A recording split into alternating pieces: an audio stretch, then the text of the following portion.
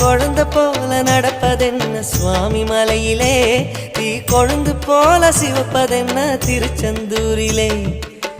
குழந்தை வேலன கொஞ்சி விளையாடலாம், கோபக்கார குமரன எப்படித்தான் ஆடலாம். குளத்தை போல மனசு கலங்குது, குமரா தெளிய வச்சா ரொம்ப நல்லது.